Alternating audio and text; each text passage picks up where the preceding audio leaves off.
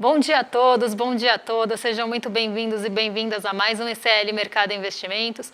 Hoje, terça-feira, a gente vai falar do Focus, que não saiu na segunda, mas saiu hoje de manhã. Então, a gente vai ver o que o mercado está esperando aí para os principais indicadores macroeconômicos do país. A gente vai falar também dos assuntos relacionados a crédito, porque saíram as estatísticas do Banco Central. E a gente vai ver como ficaram as principais taxas de juros, a inadimplência, como é que está o comprometimento de renda da família. E na esteira disso, a gente já vai falar do lucro dos bancos, vamos falar do lucro do Itaú, que superou as expectativas, cresceu em relação ao trimestre do ano anterior, e vamos também falar aí de outros assuntos com vocês. Tem IGPDI, tem outros pontos aí da Ásia que devem mexer com a nossa abertura aqui hoje de manhã.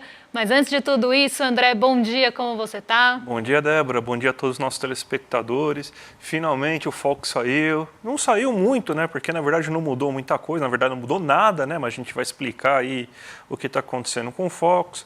Saiu o IGPDI, que teve uma queda, mas o preço aos consumidores se elevaram. A gente tem também as estatísticas de crédito, o lucro do Itaú, que mais uma vez, adivinha, foi recorde, cresceu mais do que o esperado, mais uma vez banco lucrando bastante. Mas vamos começar já com a agenda do dia, Débora, para mostrar para o nosso telespectador o que ele deve esperar aí no dia de hoje. Hoje a gente teve aí durante a madrugada a decisão de política monetária da Austrália. Então a gente teve por lá decisão de juros, né, novidades ali na Austrália. Temos também aí as encomendas à indústria sendo divulgadas hoje pela manhã na Alemanha. Né? Na zona do euro temos as vendas no varejo, todos eles aí relacionados a dezembro. Agora às 8 horas da manhã a gente teve a divulgação da ata do Copom, essa sem muitas novidades também, né, relacionadas aí à última reunião de política monetária da semana passada. O IGPDI, que a gente vai passar aí com detalhes para vocês, de janeiro, divulgados pela FGV. Relatório Focus do Banco Central, né? Então a gente teve a divulgação aí sendo postergada para terça, como a gente viu na semana passada. A nota de crédito, que são justamente aí as estatísticas de crédito, a gente vai falar também sobre esse assunto.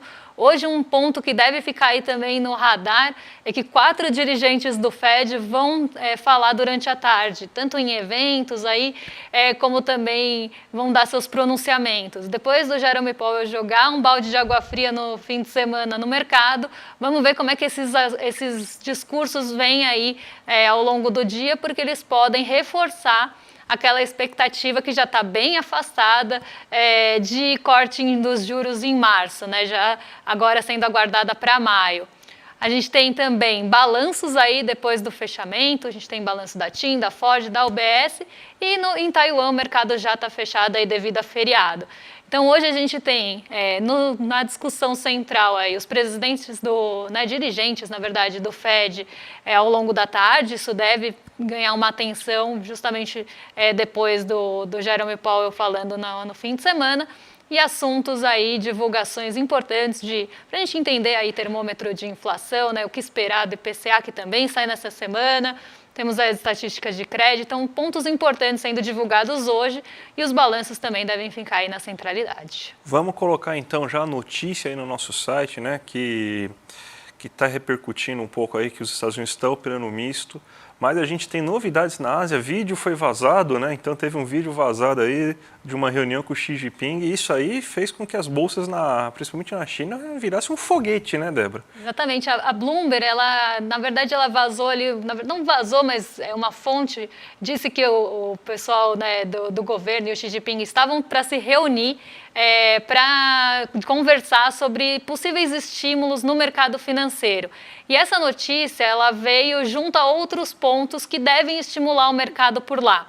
Então a gente teve o órgão regulador chinês ali num primeiro ponto, estimulando a recompra de ações, distribuição de dividendos, pontos que fossem ali impulsionar o mercado asiático para cima, mercado asiático chinês aqui no caso, que tem enfrentado algumas fragilidades.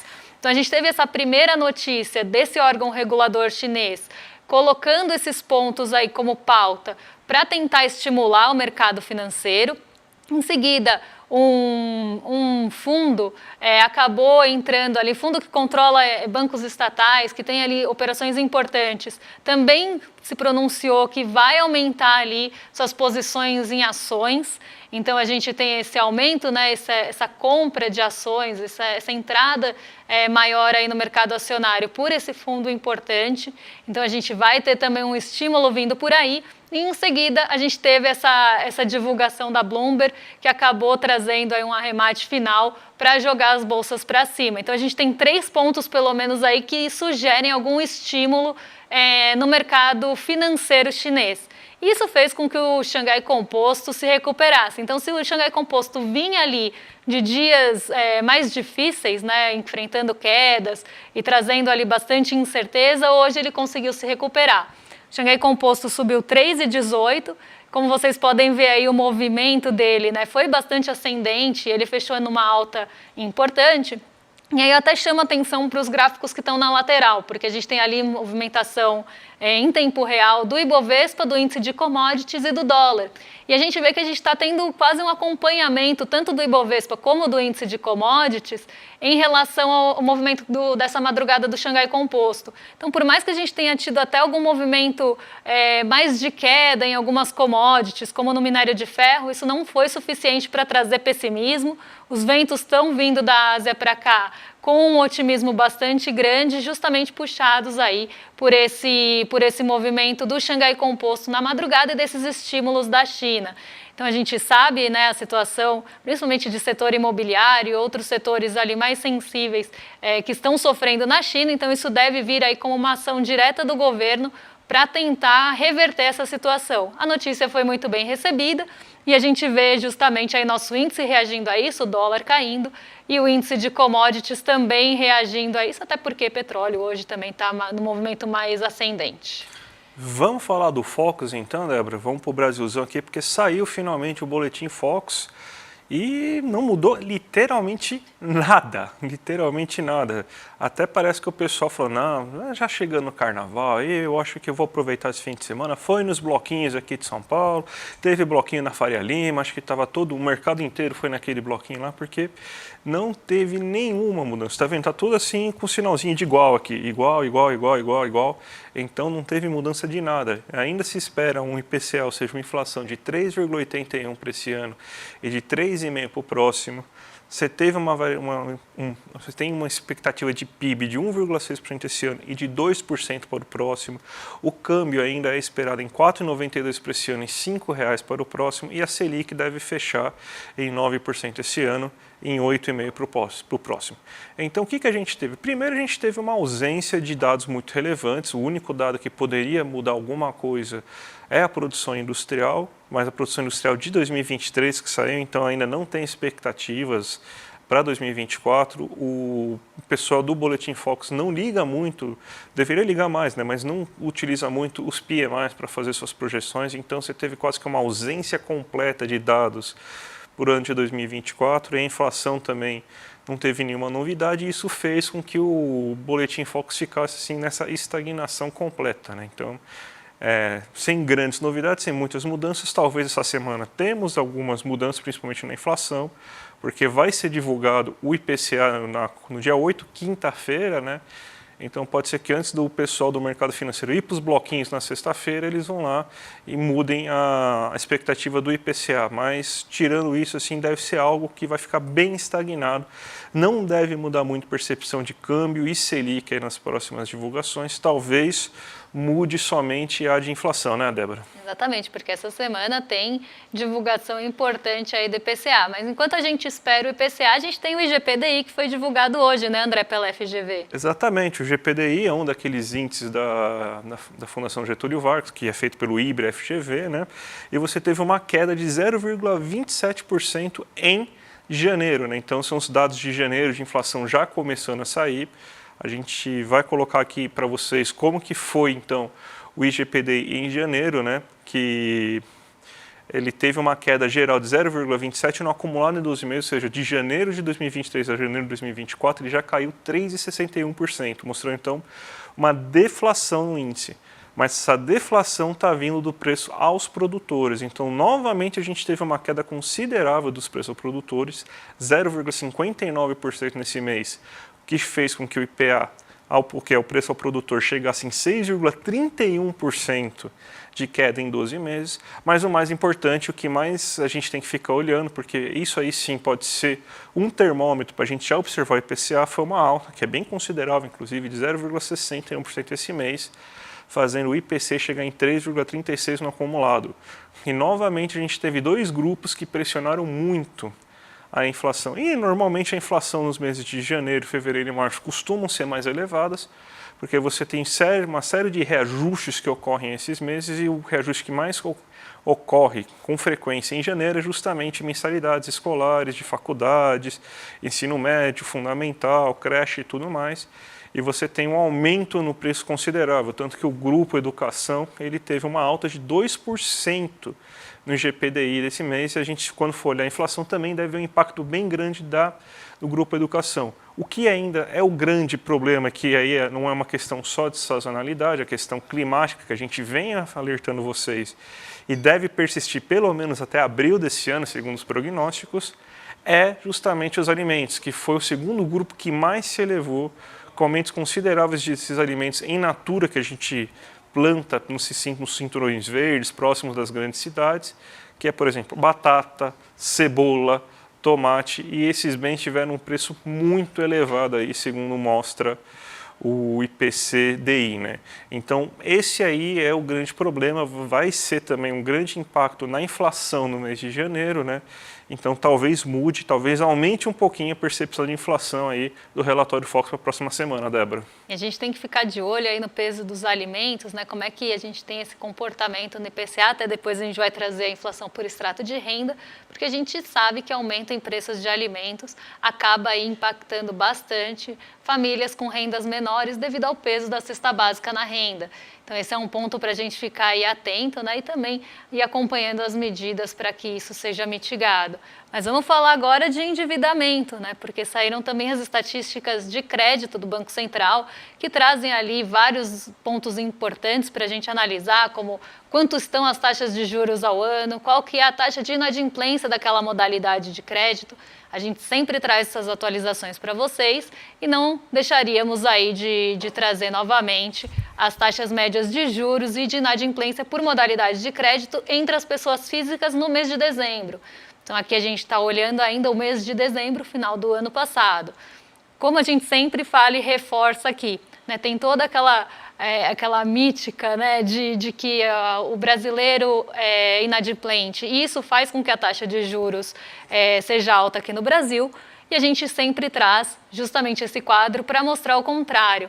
Né? Na verdade, a inadimplência é alta porque a taxa de juros ela é impraticável. Aqui no Brasil ela é impagável, na verdade. Praticável ela é porque ela está aqui acontecendo, mas ela é impagável em muitos dos casos. E a gente sempre traz esse quadro junto para vocês verem que as maiores modalidades em inadimplência, então as modalidades que têm a maior inadimplência, são justamente aquelas que têm as taxas de juros mais altas e realmente ali abusivas, né? Beirando o abusivo em muitos dos agentes financeiros.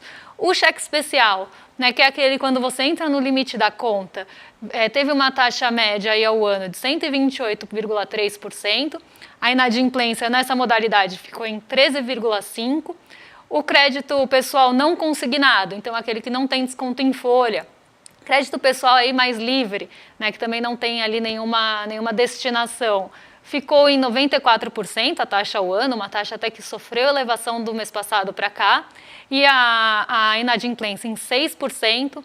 O crédito pessoal consignado, aqui eu acho que é o ponto, aqui aquisições de veículos, né, são pontos inclusive para a gente pensar nessa frase tão afirmada, aí, nessa afirmação tão popularizada que o brasileiro é inadimplente. Isso faz com que a taxa de juros seja alta.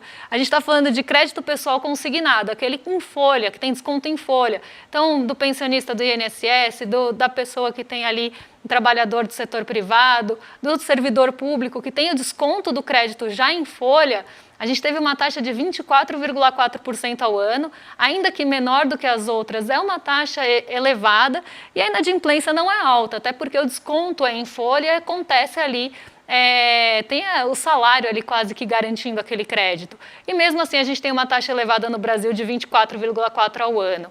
A aquisição de veículos também, porque tem o bem como garantia, então experimenta não pagar o seu crédito de aquisição de veículo para ver o que acontece. Vai para busca e apreensão. Então a gente tem aí a aquisição de veículos também com uma taxa de 25,5% e uma inadimplência de 5,2%. Então são taxas de inadimplência menores, porque tem ou o salário ali garantindo aquele pagamento, ou tem o bem como garantia do crédito, e mesmo assim a gente tem taxas elevadas aqui no Brasil, inclusive se a gente comparar com outros lugares. Cartão de crédito rotativo, esse não precisa nem falar, né, dispensa apresentações, é aquele que em alguns bancos a gente chega a 1000% de juros ao ano, né, e a gente sempre traz a taxa ao ano, justamente para ter uma base de comparação com os outros tipos de crédito, porque aqui a gente sabe que fica só 30 dias e depois rola dívida para outra modalidade, mas é importante a gente ter noção dessa magnitude ao ano, sim, se ela fosse anualizada. 440,8%, quase 441%. Sabemos aí que tem bancos que cobram mais de 1000% de juros nessa modalidade. E é justamente nela que a gente tem a maior inadimplência, quase 54% de inadimplência na modalidade. Por que será, né, André? Será que é porque a taxa de juros aí é, na média, 441%? Vamos ver aqui. E o cartão de crédito parcelado, que normalmente é alternativa ao rotativo, ainda tem uma taxa muito alta, de quase 200%, 196,8%, e 10% aí de inadimplência na modalidade. Não tem como o brasileiro não ficar endividado com uma taxa dessa, né? Se você cai num endividamento desse, cobrando 440% ao ano, não tem como você pagar. Você 4 vezes, né, aumenta 4 vezes a sua dívida. Você estava devendo 1.000, agora você está devendo R$4.500 em apenas um ano. Isso é impossível, né? Não é humanamente possível você fazer um negócio desse, né? Mas tem mais dados aí que a gente vai ver também o comprometimento da renda, né? O comprometimento da renda está alto também para pagar a dívida, né? Exatamente. Aqui a gente vê o quanto da renda do brasileiro está sendo destinada para pagar a dívida, né? Então, a gente sempre pega duas modalidades para ver essa métrica, até porque tem a ótica com e sem o financiamento imobiliário. E por que a gente traz os dois?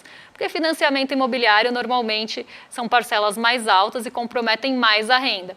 Então, a gente olha o total com o financiamento imobiliário ali embutido e a sem financiamento imobiliário. Mesmo assim, a renda do brasileiro ainda está bem comprometida com operações de crédito. A gente teve uma diminuição, né? Então a gente vê algumas medidas, aquela própria medida ali que tenta limitar o crédito do rotativo, o desenrola, então a gente vê medidas aí sendo tomadas para tentar diminuir esse endividamento, para tentar também diminuir a inadimplência, mas a gente ainda vê aí o brasileiro com boa parte da sua renda comprometida. Considerando o financiamento imobiliário, quase 50% da renda do brasileiro vai para pagar dívida. A gente já teve momentos piores ali de 49,5%, mas atualmente a gente está em 48,2%. Então, de tudo que o brasileiro ganha, 48,2% vai para pagar dívida. Se a gente exclui o financiamento imobiliário, que normalmente é uma parcela mais alta, mais pesada aí no orçamento, a gente sai de 31,5% para 30,2%, um terço da renda do brasileiro ainda para pagar a dívida. E aí a gente já sabe o resultado disso e a gente vai explicar daqui a pouquinho, né? Mas o setor então, mas assim, tanto o brasileiro endividado, o setor bancário deve estar numa crise danada, né, Débora? Porque ninguém está pagando as contas, então o banco não deve estar lucrando, né? Será? Eu acho que está lucrando e está lucrando justamente com as carteiras de crédito, porque ontem a gente teve a divulgação do lucro do Itaú, né? A gente teve um aumento de quase 16% em relação ao quarto trimestre do ano passado, do ano retrasado, na verdade, né? Porque a gente está falando do quarto TRI de 2023 contra quarto TRI aí, de 2022. A gente teve um aumento de 15,7% em 2023 e 5,3% em relação a 2022. Então, assim, o banco ele continua lucrando. E quando a gente olha ali as fontes de receita desse lucro, né, da onde veio, na verdade, esse lucro, a gente tem as receitas com operações, num geral, e tarifas. Tá? Então, a gente teve esse aumento. A gente teve aumento, inclusive, das carteiras de crédito. Então, isso contribuiu bastante para o lucro do banco.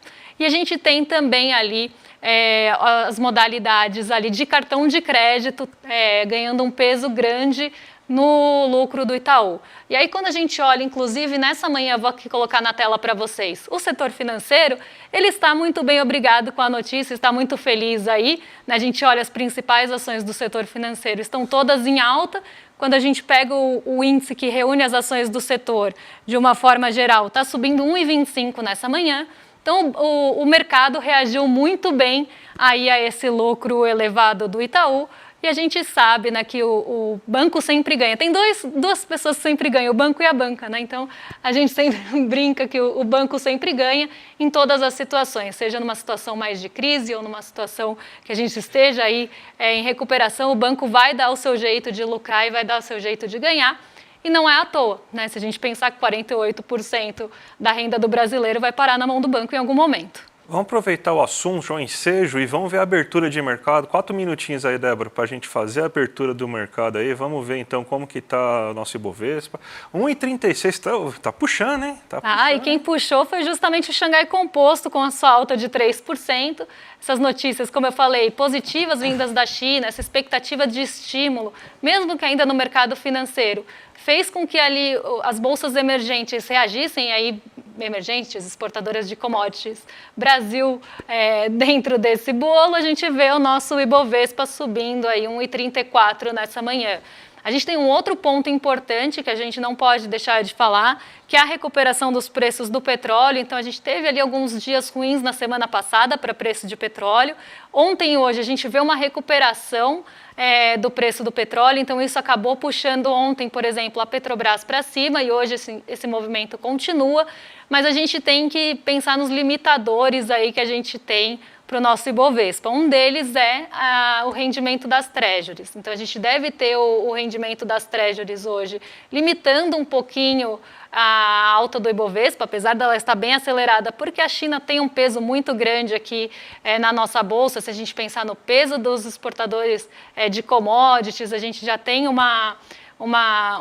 percentual muito grande que vai subir com essa notícia. Inclusive a Vale está subindo, ou pelo menos estava na abertura, mesmo com o preço do minério de ferro não em alta, em uma queda ali moderada, a gente teve a Vale subindo no otimismo geral. Então a gente deve ter esse otimismo geral hoje, puxando a nossa bolsa para cima, até porque a gente não tem condutores muito importantes aí para trazer outro ponto, um contraponto aí para a nossa alta. O que a gente tem que ficar de olho justamente é no rendimento das treasuries, porque faz 3 dias que as treasuries estão em alta e estão numa alta até considerável, tanto nos vencimentos mais curtos, de 2 anos, como naqueles de 10 e 30 anos.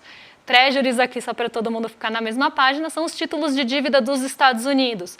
E por que a gente está tendo essa alta aí no rendimento das Treasuries, ou nas expectativas para os rendimentos das Treasuries? Muito aí semelhante ao nosso juros futuro. Justamente porque a gente teve o Jerome Powell falando no fim de semana, depois de um resultado de mercado de trabalho ainda aquecido, ele jogou bastante areia ali na expectativa do mercado de que as taxas de juros fossem cortadas em março. Inclusive, agora a gente tem expectativa majoritária de manutenção, então quase 90% do mercado está esperando manutenção em março, então as taxas não vão cair por lá tão cedo, e as expectativas foram postergadas para maio. Então isso deve aí reduzir um pouquinho o otimismo, fez com que a nossa curva de juros subisse ontem, as ações mais ligadas aí a consumo sofreram bastante, então esse é um ponto que pode limitar aí o nosso apetite pelo risco. Mas, no geral, a gente tem um sentimento bem otimista.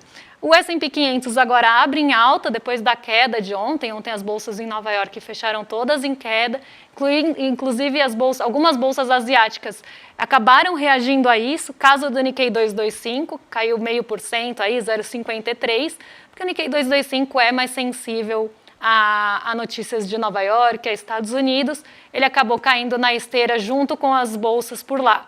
Mas hoje a gente vê um movimento modesto aí de recuperação no S&P 500, que também pode ser puxado pelo petróleo Brent.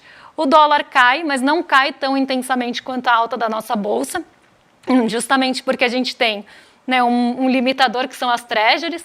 Quando a gente tem rendimentos dos títulos de dívida dos Estados Unidos subindo, esse recurso tende a fluir para lá, e isso acaba elevando um pouquinho o dólar. Então, por mais que a gente tenha uma alta no Ibovespa, a queda do dólar não está acompanhando na mesma magnitude, mas hoje a gente tem um cenário um pouco mais positivo aí que ontem, e quem deve pesar bastante aí é justamente essas questões de China, e os dirigentes do Fed falando à tarde podem dar uma bagunçada dependendo do que eles falarem em relação aos juros dos Estados Unidos.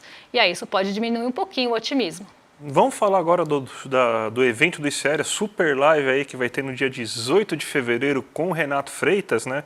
A voz da periferia que os poderosos querem calar. Gratuito, muito bom, já garante sua vaga aqui no link que está aqui embaixo, iclmercado.com.br/aula. É imperdível, todo mundo sabe da história maravilhosa aí que o Renato Freitas tem, o cara que está sendo perseguido toda hora pela extrema-direita lá no Paraná. Então vale muito a pena aí, vai ser um webinário perfeito aí, maravilhoso. O Eduardo vai conduzir esse webinário, né? Então vamos prestigiar e vamos entrar lá nesse webinário porque vai valer muito a pena a gente conseguir ver tudo isso, né? E já vamos passar agora para o nosso vizinho William De Luca, que vai começar agora às 11h30 da manhã, o rolê ICR, né? Estamos entregando aí no horário para ele. E amanhã a gente volta, né, Débora? Amanhã voltamos. Vale sempre frisar que estamos entregando no horário, porque já fomos aí cobrados por isso indevidamente. Mas vamos aí entregar para o William De Luca. Fiquem aí com ele, fiquem com o rolê ICL. E amanhã a gente está de volta com o Mercado Investimentos para trazer as atualizações, os indicadores e o que está rolando de mais importante no mercado. Até amanhã. Um beijão. Até amanhã, gente. Tchau, tchau. Depois de ter sido caçado por fazer um protesto pacífico dentro de uma igreja, após o assassinato brutal de um irmão negro no Rio de Janeiro, ele teve a sua luta reconhecida e foi chamado por ninguém mais, ninguém menos do que o Papa Francisco para encontrá-lo na Itália. Ele é hoje uma das vozes mais importantes da política e da periferia no Brasil. Renato Freitas vai fazer uma conversa inédita com o Instituto Conhecimento Liberta no dia 18 de fevereiro, um domingo às 8 horas da noite. Para você participar dessa conversa, onde Renato Freitas vai revelar coisas que nunca revelou até hoje, é só você se inscrever no link que vai estar junto com esse vídeo. Se inscreve agora, chame seus amigos e amigas para participar também. Ninguém pode perder esse encontro histórico.